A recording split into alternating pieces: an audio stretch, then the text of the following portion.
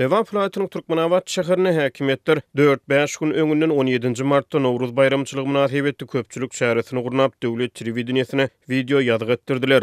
Bu çäre büdjet edaralarynyň işgärleri, talip ýaşlar we ýokary klas mektep okuwçylary gatnaşdyryldy. Ak öý binasynyň öňünde 500 çemesi raýatyň gatnaşdyrylmagyna geçirilen çäre 5 sagat töweregi dowam etdi. Gatnaşyjylaryň sözlerine görä çärenin 30 minutluk bölegi döwlet telewizionesine görkezmek üçin video ýadyk edildi. Türkmenabad şäher häkimliginiň guramaçylyk bölüminiň işgäriniň görkezmesi bilen çäräniň ýarym sagatlyk bölegi video ýazgy edildi. Bu da bara belki-de 21 martda döwlet telewizionasynda görkeziler. Diýip büdjet işgäri gurrun berdi. Türkmenistana bayramçylyk günlerine döwlet guramaçylygyna köpçülük dabarasy geçirilip büdjet işgärleri şeýle çäreleri mejburi çekilýärler. Azatlyk radiosynyň Marwulatyna habarçylary hem 15 martda gün ortagyna gor Sewitden Nowruz çäresiniň geçirilip büdjet işgärleriniň bu çäre milli eşikde mejburi gatnaşdyrylanyny habar berdi. Türkmenabaddaky Ak öý binasynyň öňünde geçirilen aýdym sazly çärede Nowruz bayramyna mahsus bolan semeni bişirilip görkezildi. Diýip büdjet işgäri gurrun berdi. Türkmenistan halkara Nowruz güni 21-22 martda milli bahar bayramy hökmüne belenip geçilýär. Bayramçylyk günlerine kärhanalarda, guramalarda we edaralarda işlenilmeýär. Büdjet işgärleri Nowruz çäreleriniň döwlet telewizionesine görkezmek üçin bir näçe gün öňünden video ýadyk edilip ýörüýte diň çalyş günlerine bayramçylyk dabaralarynyň şowhurynyň petelýändigini aýdýarlar. Nowruz bayramy münasibetli 5 gün öňünden dabara geçirýärler. Döwlet telewizionesine video ýadyk edýärler. 21-22 martda adamlara dinç günleri verilýär. Ýöne sol günlerde köpçülükleýin Nowruz dabarlary geçirilmeýär. Her hojalyk öz öýünde taçyk bezäp bayramçylyk belleýär. Diýip bir Lewaply ýaşaýjy Azatlyk radiosynyň habarçysyna gurrun berdi. Yerli ýaşaýjylar 1990-njy ýylyň 2-nji ýarymyna Sewitderde geçirilen Nowruz dabaralarynyň uludan tutulanyny, adamlaryň şeýle dabaralara öz üslegleri bilen gatnaşanlyklaryny gurrun berýärler. 1995-2000-nji ýyllarda her ýylyň 21 mart güni edarlarda gazanlar atarylyp temene gaýnadylýardy. Türkmenabadyň telegählerinde aýdym tas konsertleri bolardy. Owa ýerlerinde durly ýaryslar geçirilip, owa merkezlerinde gazanlar atarylyp, durly tagamlar taýýarlardy. Adamlar şeýle çärelere meýletin, öz islegleri bilen gatnaşardy. Solary Nowruz bayramçylygy diýip bolardy. Häzir 5 gün öňünden döwlet telewizionesyna video ýazygy edip gidýärler. Döwlet edaralarynda dinç güni berilýär. Bolony diýip bir büdjet işgäri Azatlyk radiosynyň habarçysyna gurrun berdi. Hususan soňky ýyllarda Türkmenistanda Nowruz bayramçylygy döwlet telewizionesyne video ýadyk edilýän ýasama çäreler hökmüne ýatda galýar. Azatlyk radiosynyň habarçylary bahar bayramçylygy münasibetli geçirilen ýasama dabaralar barada habar berýärler. Yerli ýaşaýjylar şol sany büdjet işgärleri döwlet guramaçylygyna geçirilen mejburi çäreleri özlerini ýakyn hasaplamaýanlyklaryny aýdýarlar. Öňler owa ýerlerinde Nowruz bayramçylygy meýletin görnüşde giňden bellenip geçilerdi. Häzir şeýle bayramçylyklardan nam-nysan galmady. Diýip Lewaply ýaşaýjy aýdýar. Türkmen häkimetleri hususan soňky ýyllarda ilatyň täze ýyl bayramçylygy ýaly giňden belleýän bayramçylyk täplerine gatnaşmakda tanqid edilýär. Bayramçylyk günleri we möhüm seneler köplenç ýurt boýunça polisiýa gödäwçiliginiň güýçlenmegi we Sewit ýaşaýjylarynyň paýtagtdan Türkmenmaşy ýa-da Balkanabad şäherlerinden kowulmagy ýaly çäreler bilen ýatda galýar.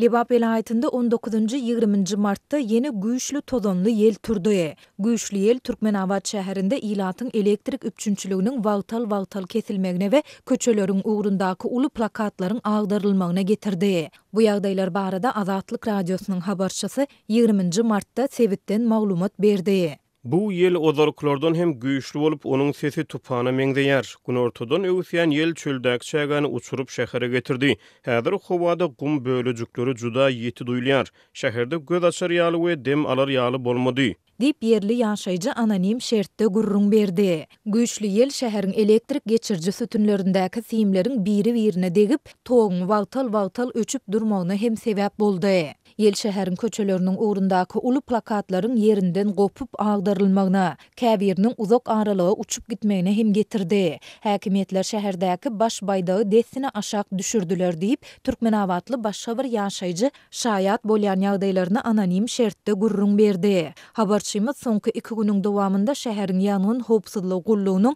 has güýçlendirilen iş tertibinde işleýändigini hem aýtdy. Yaşayıcılar şäheriň haýsydyr bir ýerini alaw ýaksalar destine gullugyň işgärleri tapylyp gelýär we olar alaw ýakyn raýaty ýa-da hojalyga 400 manat jerime ýazýarlar.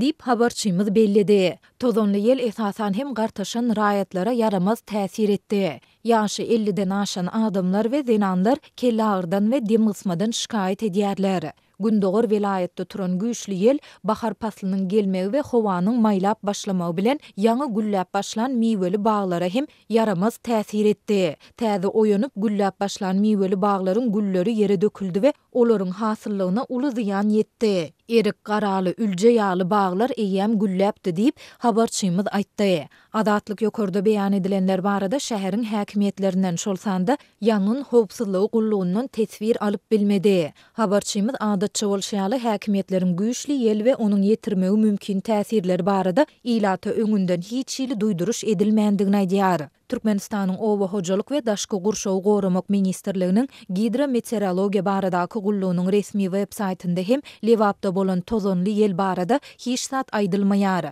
Ýurdun Watan habarlary gepleşiginiň 19 martda efire berilen sanynda 20 martda ýurtda bolmagyna garaşylýan howa maglumaty köpçülige ýetirilip, onda Lewapda ýagyş ýagyp ýyldyrym çakmagynyň mümkindigi we şemalyň öwüsçekdigi aýdyldy. Ýöne onuň ýetirip biljek täsirleri barada jikmejik maglumat berilmedi. Howa maglumatlaryny çap edýän Meteo jurnal neşiri Lewapdaky adatdan daşary howa hadisesi barada baryp 17 martda habar berdi. Neşir şonda Günwatar Aziýadan gelýän işçiň harasadyň 19-20 martda Türkmenistanyň çäginden geçjekdigini we munyň 19-21 mart aralygynda ýurtda amatsyz howa şertlerini döretjekdigini aýtdy. Temperaturaның birden ütgemegine, ýaksyn ýagmagyna, käte güýçli ýyldyrym çakmagyna, ýeliň we tozun tupanlarynyň köpelmegine garaşylýar. Ahal we Mary vilayetlerinde howanyň temperaturasy +28, +33 gradusy çelni ýokarlanar. Lewap vilayetinde tizligi sekundda 13-18 metre çelni ýetýän ýel we tozunly tupan turar. Dip neşir belläpdi. Ukraina Ýewropa Birleşiginiň gümrük passary boýunça sowda ýeňillikleriniň möhletini uzaltmagyny mübarekledi. Premier Minister Denis Şmyhal Ýewropa Birleşiginiň Ukrainada öndürilen oba hojalyk önümlerini degişli gümrük passarynyň ýatyrylmagyny 20 martda bir ýyl möhlet bilen uzaltmak barada kabul eden deslapky kararyny mübarekledi. Brüsselden gowy habar Ýewropa Geňeşi we parlamenti Ukrainanyň Ýewropa Birleşigine iwerýän eksport haritdyny degişli gümrük passarynyň we kwotalarynyň ýatyrylmagyny 2025-nji ýylyň iýun aýyna çenli bir ýyl möhlet bilen uzaltmak barada deslapdan ulalaşdy. Ukraina bildirýän sarsmaz golduglar üçin Ýewropa Komissiýasynyň ýerine ýetirji vice-prezidenti Valdis Dombrovskis Ýewropa Geňeşine, Ýewropa Birleşiginiň Belgiýa prezidentligine we Ýewropa parlamentine minnetdar diýip Şmyhal X ulgamyny öňkü Twitterda ýazdy. Ýewropa parlamenti we Geňeşi 20 martda beren beýanatyny ykdysadyýety Russiýanyň esassız çoduşynyň agyr ziýan çeken Ukraina boýunça erkin sowda çärelerini uzaltmak babatyny gepleşikçileriň deslapdan ulalaşyk gazananyklaryny aýtdy. Bu karar Ýewropa Birleşiginiň ýerine ýetiriji organy bolan Ýewropa Komissiýasynyň ýanwarda Ukraina gümrük passary boýunça ýene bir ýyl möhlet bilen sowda ýeňillikleriniň berilmegini ileri sürenden soňra kabul edildi. Ukrainanyň Ýewropa Birleşigine oba hojalyk eksportları boýunça gümrük passarynyň we kwotalaryň ýatyrylmagy Russiýanyň dowam etdirýän uruş agresiýasynyň fonuny Ukraina himayet bermek maksady bilen 2025-nji ýylyň 5-nji iýunyna çenli ýene bir ýyl möhlet bilen uzaldylar diýip Ýewropa parlamenti we Geňeşi bilelikdäki beýanatda aýtdylar. Ulalaşyk guş eti, ýumurtga, şeker, süle, mekkejewin, ýarmy we bal ýaly haritlar aşa köp mösberlerde import edilen halatyny gyssagly çäreleriň girdilmegini hem gözeňinde tutýar. Gyssagly çäreler işe girdilenine 2022-nji we 2023-nji ýyllara salgynanlar. Ýagny bu önümleriň import mösberleri 2 ýylyň ortaça import mösberlerinden aşdy tarifler gaýtadan güýje girdiler diýip beýanatda aýdylýar we Ukraina ununyň importy aşa ýokarlanan halatyny komissiýanyň herekete geçmäge berk ıgrarlydygy bellenýär. Ýewropa Birleşigi ýurtlaryna daýhanlaryň arzan Ukraina importlary boýunça geçirýän protestleriniň ýygy süre komissiýa Ýewropa bazaryna ýa-da Ýewropa Birleşiginiň bir ýa-da birnäçe ýurdunyň bazarlaryna Ukrain importlara zerarly möhüm päsgilçilik ýüze çykan halatyny özüniň zerur hasaplan islenlik çäresini dessin işe girdijekdigini wada berdi. 20 martda glan edilen ulalaşyk Ýewropa parlamenti we 20 agdaly birleşigiň hökümetleri tarapyndan tasdiklanar. Söwüş meýdany barada aýdylan Russiýanyň Saratov sewtiniň häkimi 20 martda Engels şäheriniň asmanyny Ukrainaga garşy hüjümlerde ulanylýan strategik bomba uçurlarynyň saklanýan ýeri bolan bir howa bazasynyň goloýuny dron hüjüminiň ýa-da serpikdirlendigini aýtdy. Adam yetkileri ýa-da çekilen ziyan barada badavat habar bolmady diýip häkim Roman Busargin telegramna ýazdy. Engelsiň ýaşaýjylary şäherde 4 sany partlamanyň bolup geçendigini sosial mediada habar berdiler. Russiýanyň Gorunmak ministrligi Saratov sewtine 4, Belgrad sewtine 1 Ukrain dronunyň urulup ýyklanyny aýtdy. Ukrain ferhedinden 700 kilometr çemez aradaşlykda ýerleşen Engels şäheri 2022-nji ýylda hem hüjümler bilen nişana alınıpdy. Rus zarbalary 20 martda ýerden Ukrainanyň Dnipropetrovsk sewtine adynyň 5 adam ýaralady we birnäçe ýaşaýyş binalaryna ziyan ýetirdi diýip sewt häkimi Serhiy Lysak telegramna aýtdy. Ol şikestenen adamlaryň arasyna 2 ýetkinjegiň, bir oglunyň we bir gyzyň bolanyny aýtdy. Lysak Sinelnyuk etrabyna urulan zarbada şikest alan ýene bir aýalyň häzir keserhanada agyr ýagdaýdadygyny hem belledi. Bulardan başga da Ukraina harblary 20 martda soňky 24 sagatyň dowamyny 9 sewtde Chernihiv, Sumy, Kharkiv, Luhansk, Zaporojye, Dnipropetrovsk, Kherson we Mykolaiv sewtlerine 150 ilatly ýeriň Rus zarbalarynyň astyna galynyny aýtdylar.